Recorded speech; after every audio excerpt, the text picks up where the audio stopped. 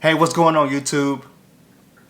This is your certified life and relationship coach, Coach Court, and in today's video, I want to talk to you about African Americans and unhealthy attachment styles.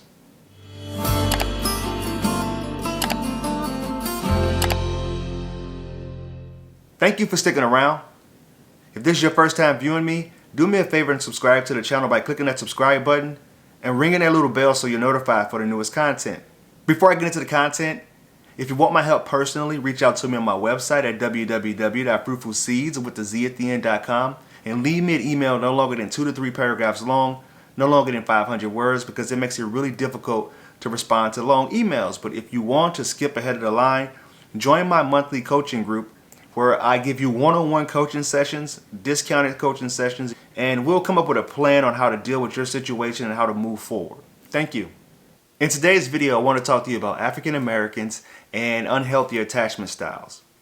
This is a really cool topic to be covering during Black History Month, and it was actually sparked with one of my subscribers reaching out to me, sent me an email, and was thinking about the cultural differences between attachment styles, how people were raised, and how people came to have these unhealthy styles.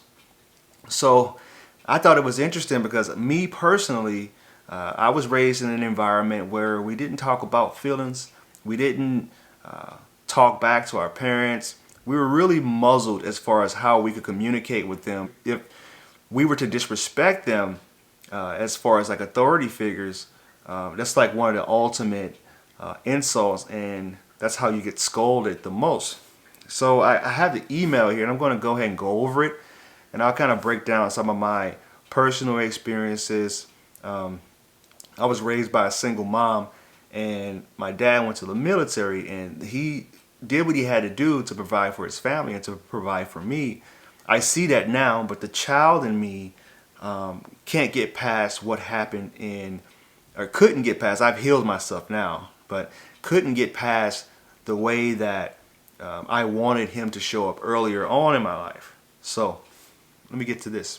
Hello, I have been checking out your channel as an AA leaning secure. I had and have a DA partner. No question about that. I am leaning towards being anxious attacher, and I'm leaving that alone for now. However, I have been looking at all types of information on attachment styles for months. I began to think about the Black community and did not have a resource to tap into regarding attachment styles. It seems that there is a trend with emotionally unavailable Black men. I know that you're, meaning me, and I appreciate you spotting out and actually listening to my videos, because sometimes people, they block out the things that isn't relevant information and something that's not important. But the fact that you care about me as a human being and you care about how my style is, I appreciate that. But I'm still seeing a trend. Do you think that there's a trend of upbringings that cause Black men to lean avoidant, create more conflicts within our community? So when I was going through school and I graduated with a sociology degree, I had to write a paper about my upbringing and about how people in my community related to other people in relationships.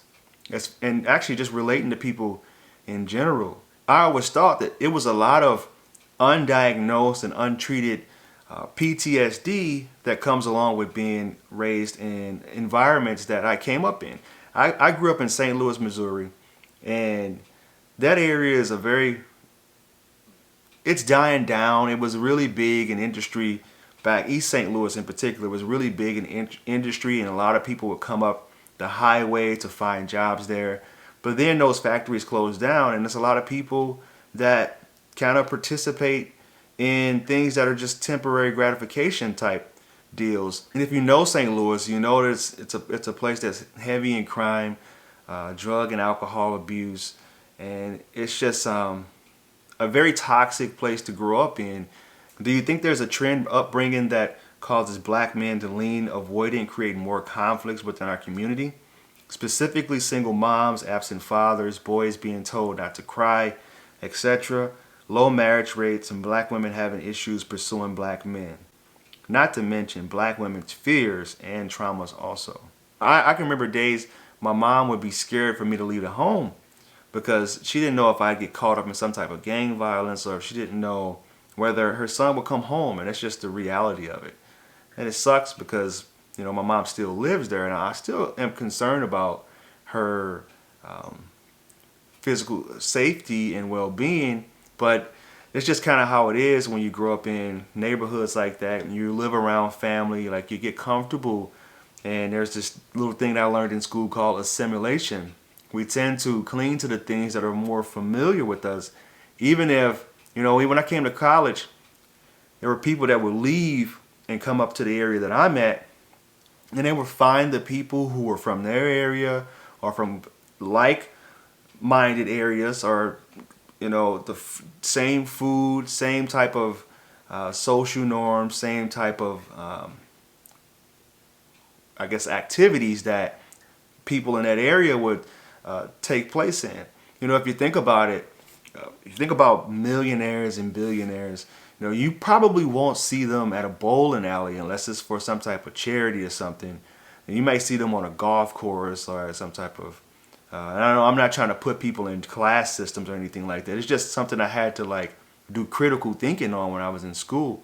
Like, they typically don't assimilate with people who do those type of activities, because you assimilate with what feels comfortable with you and what's more familiar. There's another thesis that I came up with, which is I feel like young boys who didn't have a father figure in a household, they have the tendency to become unhealthy in their future relationships, because if they essentially becomes like a rebel or a mama's boy, and if they become a rebel, then they're just going to become more love avoidant and won't put a high priority on relationships. They maybe become players and take part in a lot of temporary gratifying activities, as far as like needing validation and needing attention from as many women as they can.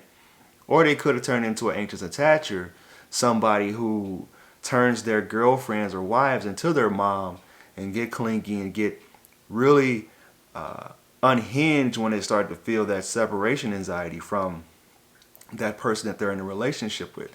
So I think there is a correlation there. Take the father from the household, you break the household. And that's just the way it is. That's just period. Because if you didn't have a father figure to tell you how to manage your emotions, how to not reach out and not get too clingy and not over pursue a woman too much, then essentially you're not going to know that when you get older. If you want to talk about the black women growing up, of course women are forced to be more independent and more off-put with stable relationships and mistrusting, because if they didn't have the father in there, they probably had to fend for themselves and do things on their own. And that's just the DA's, that's their whole profile. They had to do everything on their own. They had to be independent and not lean on anybody for support, which is why you have a lot of women that are independent, strong black women. And that strength could be strength to a fault. Like, that isn't necessarily a great thing. There's a thing called masculine and feminine energy. If a woman isn't able to be in her feminine at all, she's constantly having to be in her masculine, that's going to cause things like unhealthy attachment styles, stress and anxiety, and not being able to be in your feminine essence at all. It's just something that's not really healthy. I don't mean to marginalize or make this about race, but attachment styles are rare to be discussed generally, especially in the black community. There is such a back and forth about who is right, wrong in black dating, and adding religious, cultural standards causing even more conflict. I really wish someone would lead a conversation on this and how these styles affect the black community. Happy Black History Month. There is a back and forth about it, and I feel as a culture we haven't come far enough in talking about mental health issues, going and seeking counseling and therapy. Like, we essentially still have to be strong, deal with things on our own, and however we have to deal with it. I know in our area, one of the big things that we would tell each other is what happens in the house stays in the house. We don't go and talk to people outside the house about our issues. We don't talk about family troubles and even things like abuse, neglect. We don't talk about that outside the household. And if you think about a kid whose mind had to be in a survival mode and not be able to lean on anybody throughout their whole entire life or their upbringing, then it's natural. It's like almost a a common sense way of seeing it when they get into relationships with people, that they're not able to communicate in a healthy way, and they're not able to show up the way that a person in a healthy relationship shows up. Let me ask you guys a question though. What are some of the ways that you are coping with the way that you had to be as a kid in order to show up differently and to show up better today in your relationships? Leave that in the comment section below. So if you found this video of any value, please like, comment, and share this content.